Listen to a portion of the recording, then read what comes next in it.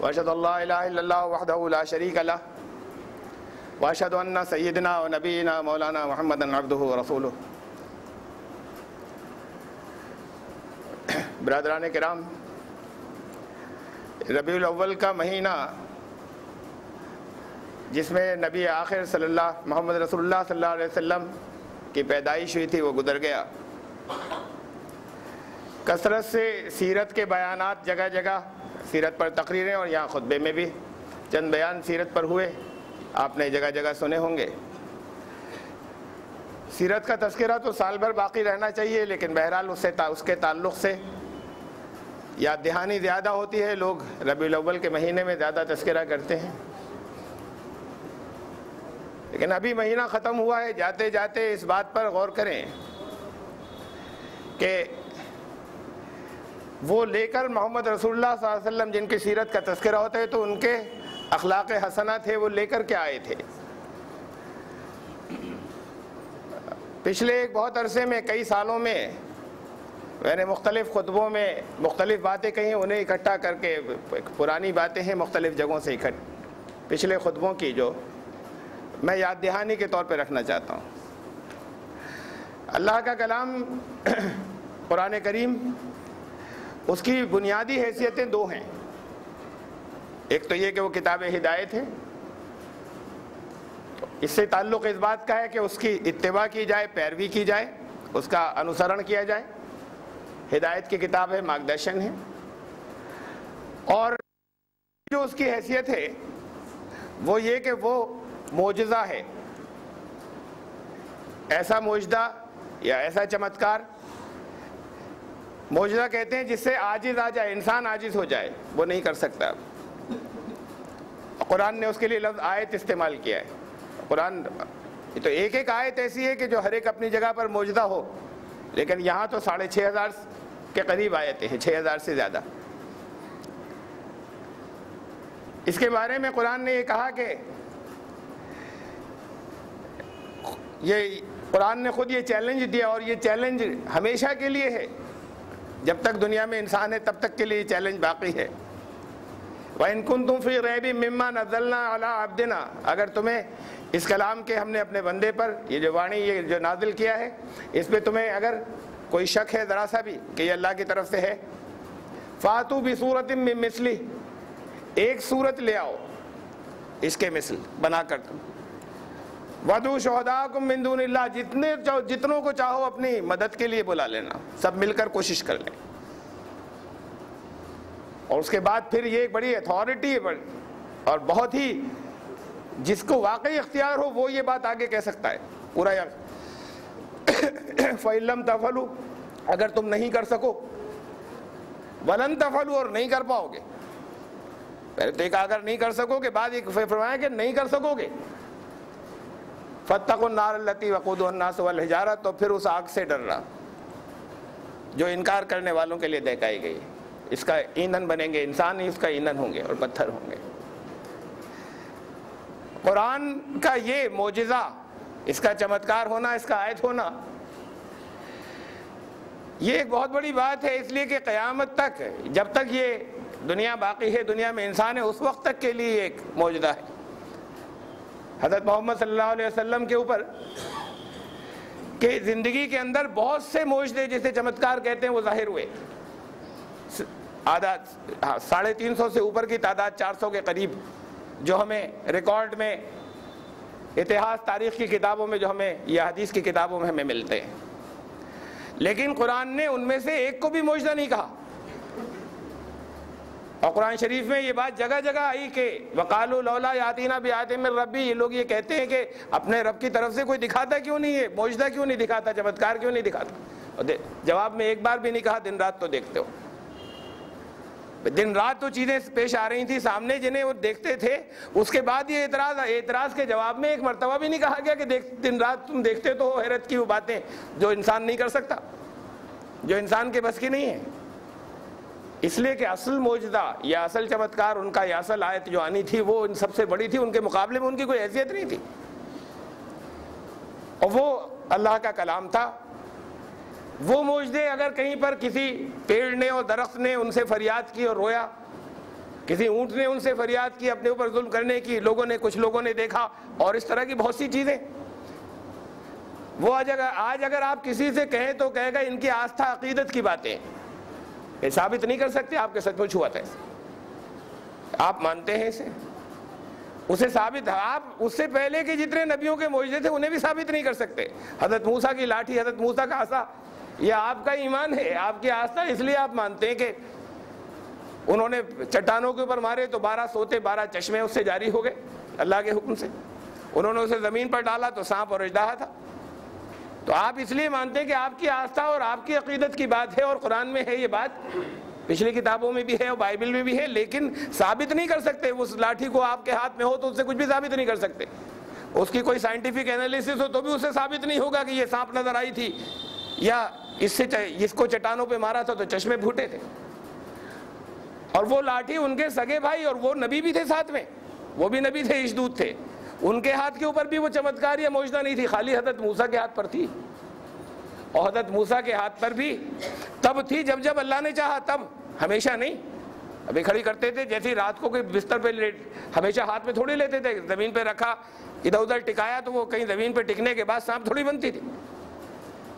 اگر ریگستان میں 40 سال چلے، اگر ان کی طاقت سے اگر ان کی اپنی شکتی ہوتی اور وہ اس کے اوپر چٹانوں پہ مارتے اور سوتے پھول نکلتے تو وہ تو پورے ریگستان میں پانی کر دیتے، سارا ریگستان ختم ہو جاتا، سب جگہ سبزہ ہو جاتا.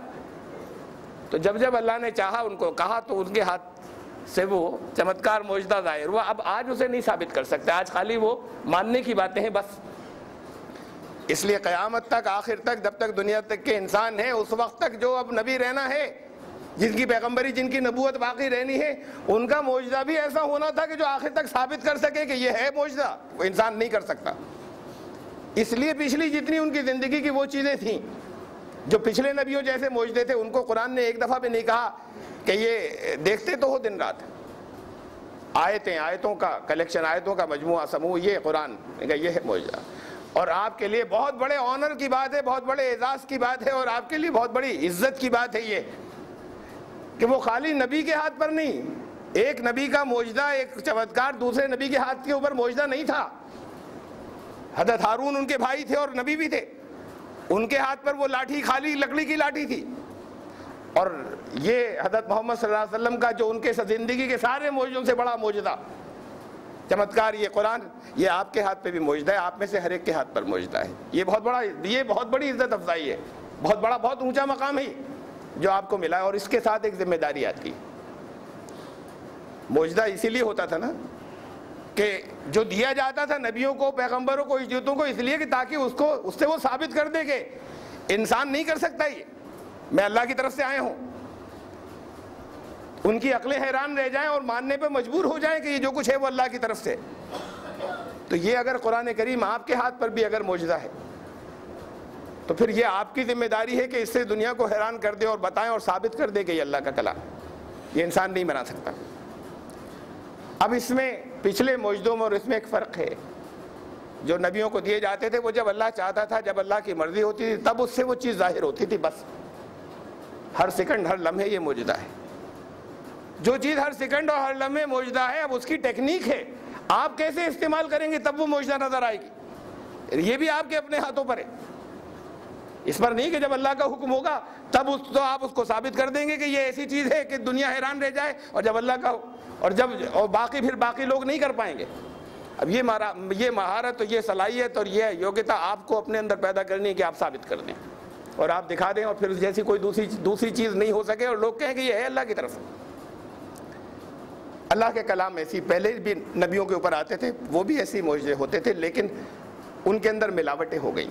یہ باقی ہے خالص، یہ ہمیشہ آپ ثابت کر سکتے ہیں اور ہمیشہ کر سکیں گے. قرآن شریف میں ہے، حضرت صالح علیہ السلام پیغمبر تھے، اشدود تھے.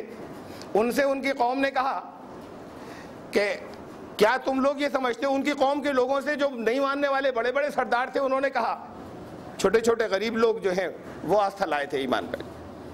تو جو بڑے بڑے لوگ تھے انہوں نے کہا کہ اتعلمون ان صالحا مرسل من ربی، تم نے دیکھا ہے کبھی یہ کیسے رسول ہیں؟ یہ کہہ رہے میں ایشور کی طرف سے، اللہ کی طرف سے رسول ہوں. تم نے کبھی دیکھا؟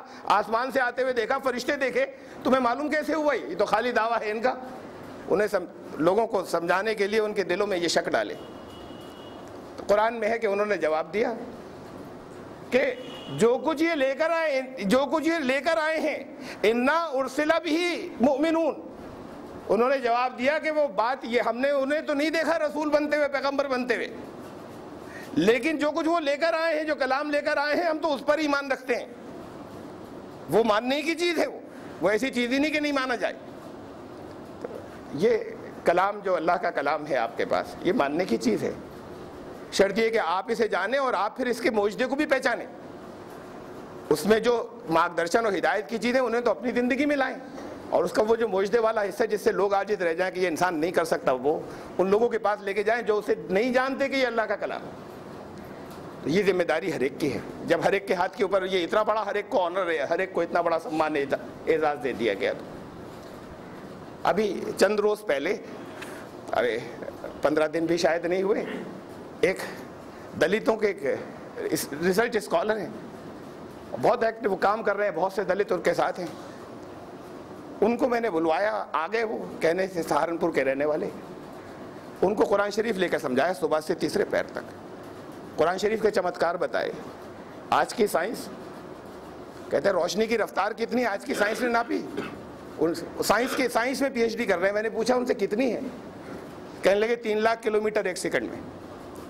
میں نے کہا یہ 3 لاکھ تو آپ رٹ پڑی, لیکن جو بالکل اصلی فیگر ہے جو امریکہ کی جو ناسا جو اسپیس ایجنسی ہے اس نے جو دیے وہ 3 لاکھ نہیں ہے, وہ 2,99,997 کلومیٹر, 2,99,997 کلومیٹر ایک سیکنڈ میں. اسے 3 لاکھ کہہ دیتے ہیں. کہنے لگے ہاں, مطلب جیسے آپ نے پوچھا تھا 3 کہہ دیتے ہیں, میں نے بھی 3 لاکھ کہہ دیا تھا. 3 لاکھ سے 2.5 کلومیٹر کم ایک سیکنڈ کے اندر. یہ تو آج کی سائنس نے اتنی ایکوریٹ 3 لاکھ نے یہ فگر بتائی.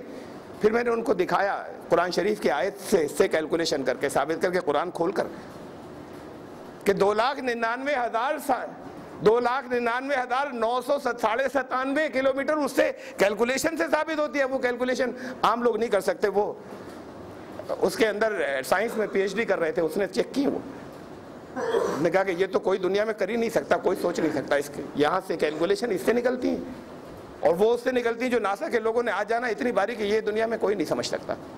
یہ انسانوں کا نہیں ہے بنایا ہوا کلام. یہ محمد صاحب 1400 سال پہلے نہیں لائے تھے, خود انہوں نے نہیں کہا تھا اپنی زبان سے, یہ ان پر اترا ہی تھا. یہ اللہ کا کلام. پھر اور چیزیں دکھائیں, میں نے تو آپ کو ایک مثال بتائی.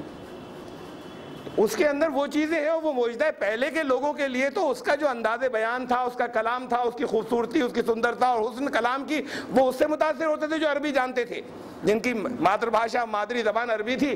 کہتے تھے کہ ہاں یہ کوئی اور نہیں کر سکتا, باقی دنیا کی تو نہیں ہے زبان. وہ خالی اس دعوے کو سنتے رہے, کوئی چیلنج قبول بھی نہیں کرتا. وہ کہتے کہ بچکانی باتیں کر رہے ہیں. کوئی بچہ کسی پہلوان کو اگر چیلنج کرے تو لڑائی کشتی نہیں لڑے گا. تو وہ ایسا ہی سمجھتی ہے آج کی دنیا کی. یہ اتنی مذاق ہنسنے والی بات ہے. اس چیلنج کو کوئی ہم بیٹھ کر ٹرائی کر کے ابھی دکھا دیتے ہیں کہ ہم نے بنا دیا, یہ بھی نہیں کرتا کوئی, اس لیے کہ اسے سمجھتی نہیں. اسے کوئی بات ہوئی کہ ساری دنیا مل کے نہیں کر پائے گی.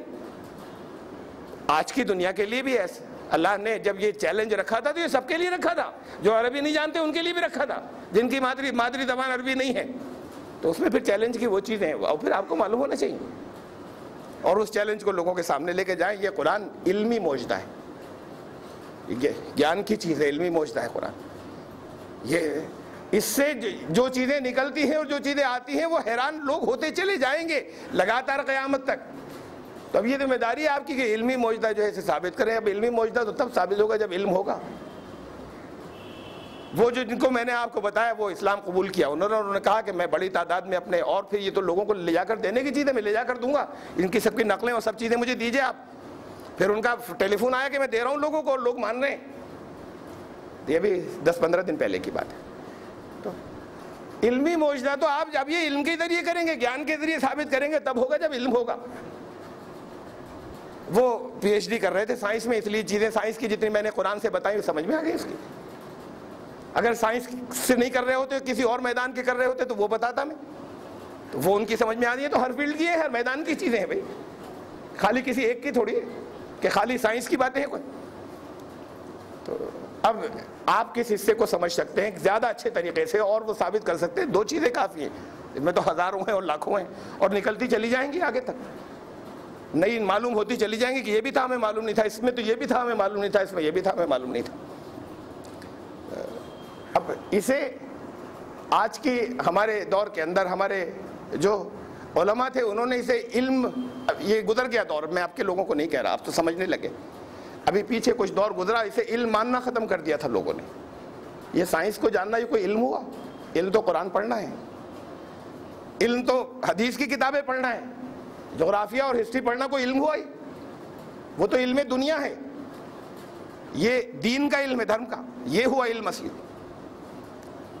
ہمارے دین نے یہ کلاسیفیکیشن، یہ تقسیم نہیں کی تھی۔ علم دین، علم دنیا نام کی کوئی چیز ہی نہیں تھی، کہیں آپ کو علم دنیا لفظ نہ قرآن میں ملے گا نہ حدیث میں ملے گا۔ یہ کلاسیفیکیشن یہ سب بات کے دور کا ہے، یہ تقسیم جو ہے، یہ وبھاجن، دو قسمیں بتائیں تھی علم کی بس۔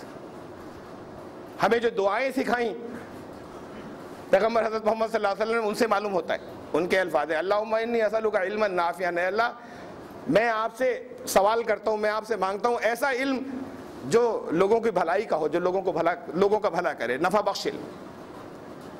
اللہم انی اعوذ بک من علم لا ینفع، اے اللہ میں پناہ چاہتا ہوں، شرن آپ کی چاہتا ہوں ایسے علم سے، ایسی نالج سے، ایسے گیان سے جو بھلائی کی نہ ہو، لوگوں کا بھلا نہ کرے، علم غیر نافع۔ بس یہ دو قسمیں تھیں۔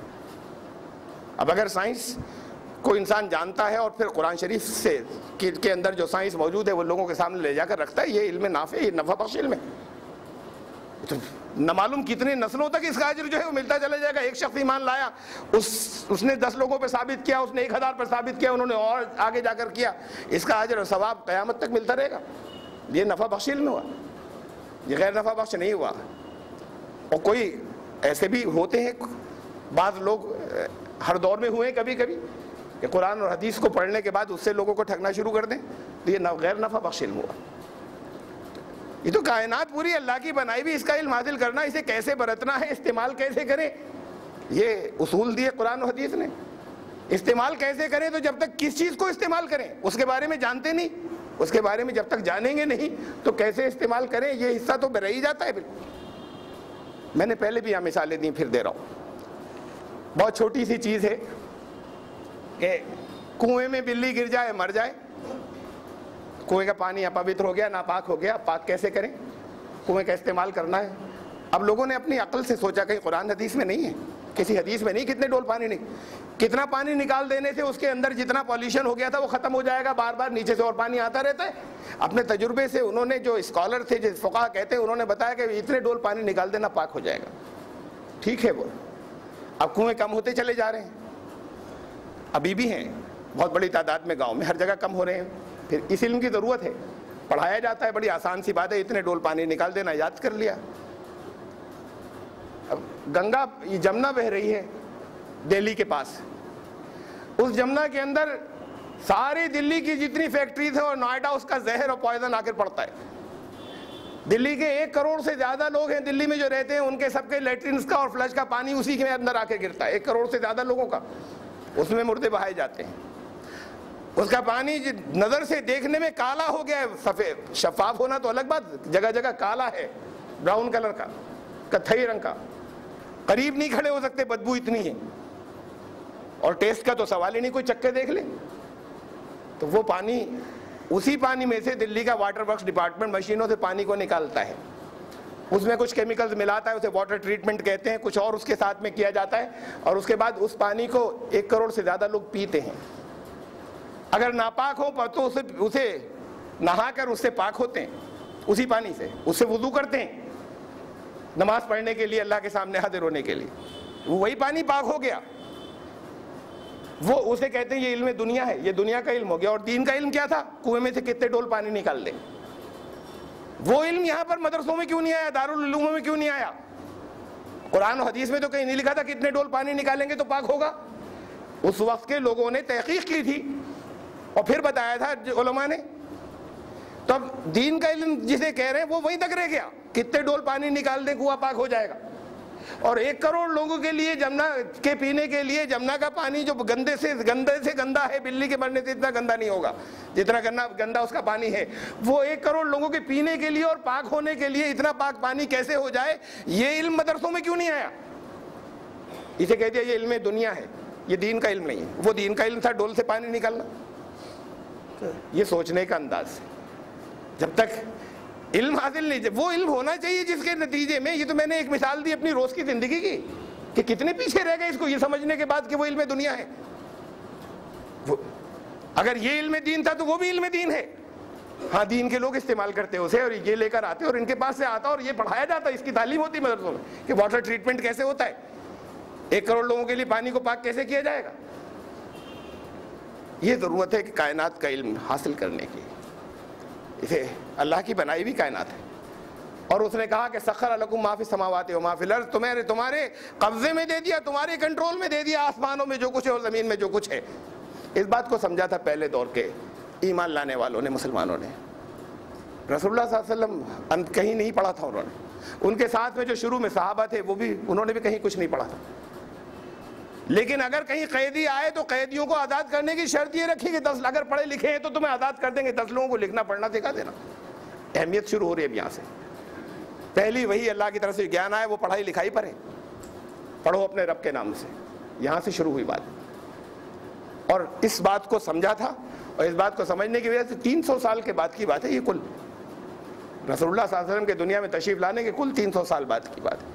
دنیا کے 132 جو سائنٹسٹ تھے سب سے بڑے، ان کی لسٹ ہے آج بھی موجود ہے۔ دنیا کے 132 اس وقت کے سب سے بڑے جو سائنسداں تھے اور سائنٹسٹ تھے، اس میں سے 121 مسلمان تھے، 11 غیر مسلم تھے، اور وہ 11 کے 11 اسلامی یونیورسٹیوں کے پڑھے ہوئے تھے، اس لیے کہ دنیا میں اور کئی یونیورسٹیاں تھیں نہیں، صرف مسلم ورلڈ میں تھی۔ وہ 11 جو تھے غیر مسلم وہ اسلامی یونیورسٹیوں کے پڑھے ہوئے تھے۔